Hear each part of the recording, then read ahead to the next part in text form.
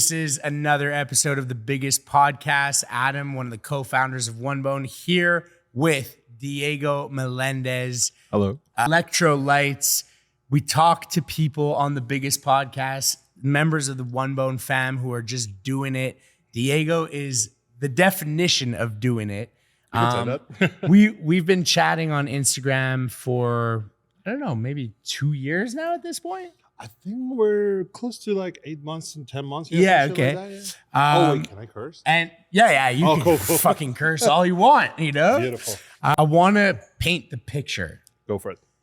I said, we're coming to Ottawa. That's a 2-hour drive for us from Montreal. You got to come party. Yeah, definitely. And I just want to give people the perspective. So Diego, tour manager for Timmy Trumpet. That is correct.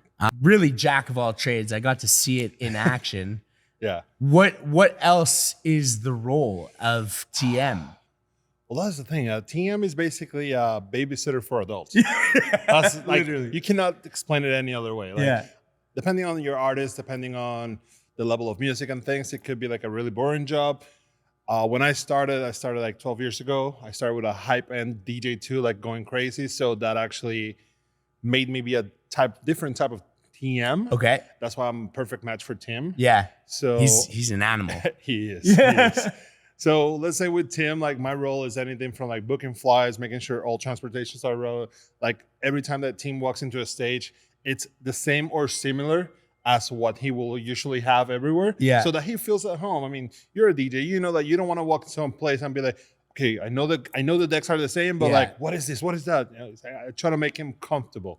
That is literally exactly what I saw you doing up there. And what's crazy about Timmy's set is that literally every 45 seconds, there's a new thing that is happening in the set. Where a lot of DJs are just spinning and playing their tracks. You guys have, you got the dollar bills flying around. You got the trumpet, the blow up trumpet. You've got the real trumpet. We got the mask. We got the breakaway bottles. Yeah. Flags. Like Tim is not only a DJ, Tim is a performer. Yeah. And like, well, the whole team is a performer because anything from like the BJ in the front of the house doing our visuals, playing with the cameras, SFX triggering at the correct moments.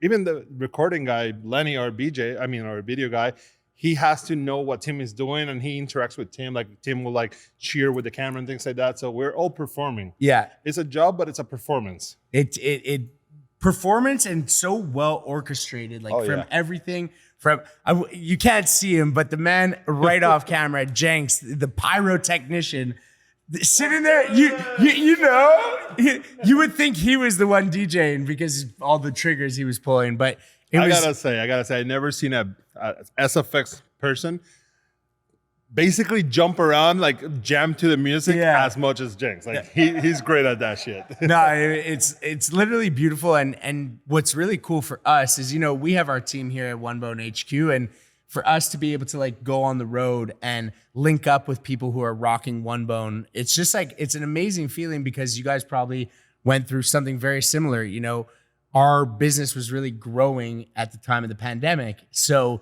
to be able to do something like this, it also feels weird to like talk about how we weren't able to do stuff.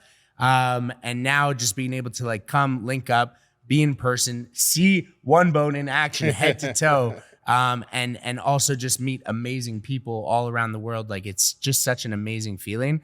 And I wanted to know, so you mentioned a little bit of how you got into TMing and into the industry. You're from Miami? I'm from Puerto Rico, but I live in Miami, yeah. Right. And so how did you start connecting the dots to be? My story is hilarious. So in Puerto Rico, I was a promoter. Yeah. And I did a couple of shows with like my friend Aoki, Steve. Yeah. And we just became buddies. Like we were just friends. Like we texted each other. We're like, hey, I'm going to be here. I fly there. Or he flies me there. We party. I get drunk everywhere with him. I was just a friend. Yeah. And I had already been in Miami and they called me, or he called me. He's like, hey, mate, I know I can trust you. You're a great vibe. I need a tour manager. And my answer straight up was like, the fuck is a tour manager, bro? Of course, yeah. Like, I'm a promoter. I don't know about that. And he's like, perfect, you're hired. I'm like, cool, let's do it. And he's like, I'll train you. And then we went out. And that was circa 2011, 2012. Crazy. And we started this ride. Like I mentioned before, like I started with a really high energy DJ. At that moment, Same with the team in the props. So we had like raft, we have water bottles. Well, not water bottles, actually. The cakes just started at that moment. Okay. We started with 1 to 2 cakes. Funny story. Cake started in Toronto. Okay. Canada represent. Yeah. We have water guns. We had like a lot of like props. It was just insane party. Now, basically. Yeah. And so again, I want to come back to painting the picture because I think it really sets the tone for, what tour life is. So we are sitting here, and depending on when you were listening to this, it is 12:30 at night, which is probably very early for you guys. Oh, we should start playing at 1. Yeah, this was an early show too late. So they got into Ottawa. You got in last night. We got in last night. Your set was at roughly 7 o'clock tonight. 7 to 8 o'clock, which, like you said, is a very rare thing for you guys. You're usually playing way later. 7 o'clock. Now here we are back in Montreal, 2-hour drive. You went to the hotel. You came to HQ. We are here, 12:30, doing a podcast. Let's fucking go. And then tomorrow morning. Yeah, exactly. And then tomorrow morning, you are leaving when? Well, we're actually flying at 8:30 in the morning. Okay. We are going to Edmonton. 8:30, not too bad. Yeah, I mean, 6:30 we walk to the airport. We're staying at the airport, thank God. Yeah. We go to Edmonton. We have a show again at 6. Then we go straight from the show to a jet, and then we go private jet all the way to Las Vegas. We have a show at Vegas at 1 in the morning. So 2 shows in one day. Amazing. And then Sunday off? So everybody goes home Sunday because we're going to get like 5 days off. 28th of June, no, actually the 30th of June, we start the whole Europe run. Okay. And we're going to be there from that day till Lollapalooza, Chicago. I think it's like 25 shows in July. So, there's only 31 days in July. Yeah, exactly. Yeah, like, do the math. I want to talk about then, as you mentioned, you are married. I am married. Very similar. Yeah, exactly. Very similar over here. We were just talking outside. We're both married 6 years. I have 2 kids in the mix. Yeah, exactly. So I have 1 beautiful dog. Yeah, there you go. Pepper, we love you. So the question is, you're traveling 25 days out of 31 in the month. How is it for you and the wife in that balance? I guess she's always been used to that. Kind of, technically, yes. I mean, like, she knew what she was marrying into. Like, we didn't get married right as soon as I started. We were still boyfriend and girlfriend when I started. So she kind of like got the rough deal at the beginning. Then she got accustomed to the thing. A good thing about Nance is that she basically loves to travel too. Okay. So as much as she can, she comes. Okay. And she's going to meet us tomorrow in Vegas. Oh, awesome. So that's how it works. Usually summers, I have an apartment in Amsterdam or Ibiza, depending on, actually last year was in Budapest. Okay. So she just flies and lives there for that. Her work is at a remote, so that works for her perfectly. So it works. It works. So the balance is there, and that's amazing because a lot of the time you hear like either one or the other is working and traveling and whatever, and it's not an ideal mix, but I guess it works. We had a rule. We had a rule when we started this. It's like we cannot pass 3 weeks or 21 days without seeing each other. That rule had morphed a little bit now because our team schedule is getting so crazy. Like, for example, earlier in April, we did a whole around the world, and I was gone for 31 days. Okay. So things like that, because we're so bam, bam, bam, she just can't come and fly every single place with us. Things like that happen, but then when we come home, we're like a week, 2 weeks off. Right. So it works. Just in terms of how you feel on stage, I like literally, I don't know if you know, but this is how One Bone started. Is I was performing and DJing, and literally nonstop telling people put their hands up in the air, and my entire belly was showing. So I started making custom shirts, and partners, like, they just figured there would be a gap in the market, and here we are solving the issue for so many people. So many people. And again, like, to see you in action today, and like, of course you're TMing, so you're behind the scenes a lot, but you have your moments throughout the show. Performance on the show that you're performing and you're just out there. And it was such a full circle moment for me in seeing that, because I remember being up on that stage. I remember being in front of thousands of people, and after custom making my own shirts, feeling super comfortable and my clothing matching my confidence that I had on stage. How is it to be rocking head to toe One Bone and on stage and obviously looking very comfortable and good? But how does it feel? I mean, now it's way better. If we backtrack to like pre One Bone, I was still doing the same thing. I'm always really comfortable on stage. Yeah. It's kind of weird because a lot of TMs don't like to be on the limelight. I love being on the limelight. I will jump on the stacks. I will grab that mic. I will scream on the mic. Yeah. That's the type of person I always been. I could be in front of 10 people. I can be in front of 97,000 people like we were once. And I will still do my own thing. If my belly shows, I don't try to think about that. I don't care at that moment because like I am just performing. I'm like, I have to perform, which I think is the same for you. Like, for sure. Put your hands up, my belly's out, whatever, fuck it. Yeah. Now, we travel with photographers. And I get my pictures after. And I'm like, if you see my Instagram, like most of the posts, I never post things because like if I'm like this or if I'm rocking like this, like half my belly was out. I'm like, hey, Lenny, can you Photoshop that a little bit? Just like paint it black or something. Yeah. Thank you, Lenny. Yeah, of course. Taking care of the bellies since exactly. 2015. Like, hey, man, like I don't have a six pack. If I had a six pack, fuck it, I'll take my shirt off. But that's Timmy's job. Yeah, thank you, Kobe, for giving him a six pack. Yeah, exactly. But no, yeah. So that was like the deal. Like I was self-conscious after when I saw the photos, and that's why I didn't use my Instagram as much as I'm now doing it. Which I'm still not doing it that much. I want to start doing it more. And Timmy's pushing me a lot because he wants to bring me out more and more and more. But once I found you guys and I started seeing it, actually, you told me that story over text. I couldn't believe it. I was like, oh shit, it's the same thing. Yeah. And now you saw it today. Like I put my hands up, like I jump on the decks, I do the rock and roll, like everything. Like we have bam, bam, bam. Like nothing shows. All the pictures are out. Boom. Next day I'm posting them because they're great. Yeah. So it's just a level of confidence after the performance that I didn't know I needed, but now I see it. I'm like, you know what? Instagram's getting better now. Let's go. And out of curiosity, did you grow up a big kid? Yeah. I was always big. Yeah. I was lucky. My mom was smart. I guess she started me in like school earlier, 1 year earlier. Okay. So I was the youngest by a lot, but at the same time, I was the tallest in my class every single moment. Right. So that kind of like didn't make me look as big as I really was. But when people it's like, oh shit, he's like a year younger than everybody. It's like, what?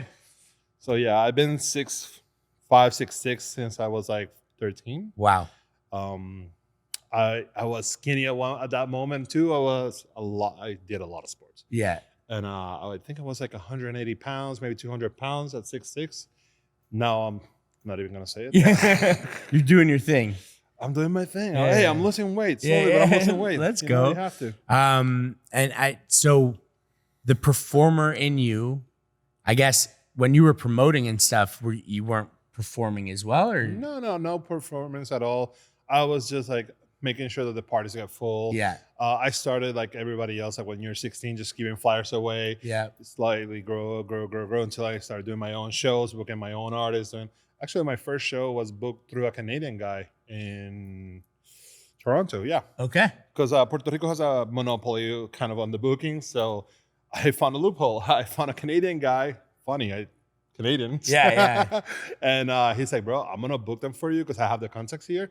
And I'm just going to tell them, hey, this is for Puerto Rico. And it worked. And that's how I started doing the shows. That's how I started booking more bigger names. And that's how I got to Steve. That's crazy. I guess if anybody is listening that has been trying or figuring out a way to get into like the entertainment industry, is there any secret? Is there any, thing that they should be doing or? There is no secret. There is just one, for me, it's law. For 90% of the industry, it's not. Is you have to be nice. Yeah. You have to be the nicest person. You have to shake their hand from like the first driver that pick you up, security guys that you meet, every single person on stage. You just have to be the nicest person to everybody. Because once they see that, the next time they're going to take better care of you. And the next time they're going to take care of you. And then by the third time, you don't even have to do anything because you walk in and they know how you like it. They know everything. And you're like just hanging out with the boys. Yeah. It's beautiful. So, okay. So the come up is any other way is it just doesn't make sense.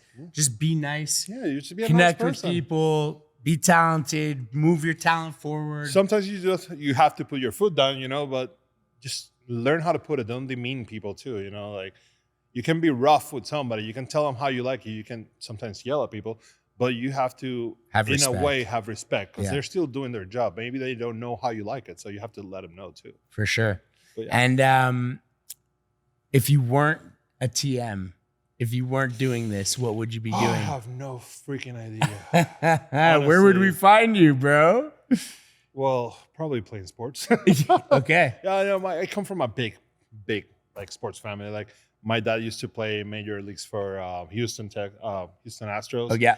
Then he played basketball for a lot of years. I played basketball all my life. I went to university with a basketball scholarship. So that was like my thing. But at the same time, I don't have the best relationship with my dad. So I was like, I don't want to do this because everybody's comparing me to him. I'm like, fuck you. Yeah, you want your own lane. Exactly. Yeah. You know? So music wasn't the calling. It was actually promoting, and that took me into music. So through promoting, through music, through being on stage, through being a TM, Jenks, you could think of your own story back there, but what is the craziest thing you have ever seen? I'll give you two opportunities. Yeah, give me two. Craziest thing you've ever seen happen while a party is happening, while you're performing, and craziest thing backstage. Obviously, it's a family show. So, but just the craziest thing that stands out that it's like, oh, if you had the opportunity to come and party with us, you would have seen this. I mean, there's so many, and there's a lot that I cannot tell you guys. Of course. Not even off camera. No, yeah, of course. NDA life. Yeah. I always go to this story. It was pre-show, like a restaurant vibes, but it's just because it's kind of like dropping a name. And to me, it was actually pretty mind-blowing that we were just sitting there. There's this restaurant in Vegas. I forgot the name. Andreas, I think it's called. The Win. It just opened like a day before. And me and Steve and like the photographer at that moment, Kyle, we were going to have a show at Surrender, club that closed. Yeah. It's surrendered. And literally. Yeah. And then the promoter's like, hey, we're going to have a special like private dinner at Andreas. It's the release of a tequila. Okay. Casamigos, actually. Okay. If you guys want to come, like it's going to be private. It's going to be nice. And we're like, yeah, sure, let's go. Like I went with a t-shirt with a big ass logo on the front. We weren't just rock and roll. We didn't dress up for it. We walked in. We think it's just going to be like a bunch of tables, everybody eating like private. No, it was just one massive long ass table of like 25 people. We're like, okay. Then when we started looking at the people in the table, it's like at the end, it's like Steve Wynn, the owner of the hotel. I'm like, okay. Next to him, a couple of people. And then it's George Clooney and Randy Gerber. And I look at Steve and I go like, are we doing? Yeah. we don't belong. Like, dude, that's George Clooney. Yeah. And Steve looks at me and is like, dude, I don't know. So they set us down and George stands up and George, like my friend, Mr. Clooney, he goes like, oh, hi guys. I'm George Clooney. I'm like, we know. Yeah. Like, come on, bro. We know. Yeah. And then he's like, oh, I'm here. I'm introducing my tequila to Mr. Steve Wynn, blah, blah, blah, and to the hotel. You guys got to try it. Everybody did shots. Steve doesn't drink, and he even tried it a little bit. But he actually was so nice. Like, he asked us, everyone, our names. Like, oh, what's your name? Oh, Steve, Diego, Kyle, blah, blah, blah. And then as the night progressed, like, we started getting everybody up and just walking around the restaurant. And he actually came up to us like, Diego, let's do a shot. And I'm like, bro, you're George Clooney. Like, no, don't ask me shit like that. You know? Don't say my name. You know my name. So it felt out of place, but at the same time, like you said, like a crazy story. That was fucking, to my mind, it was like a kid from Puerto Rico. Like, what the fuck am I doing here? Of course. That's literally what of we were mind looking. blown. Yeah, of course. I was looking for something like that. That is a family show type of crazy story from an EDM TM right there.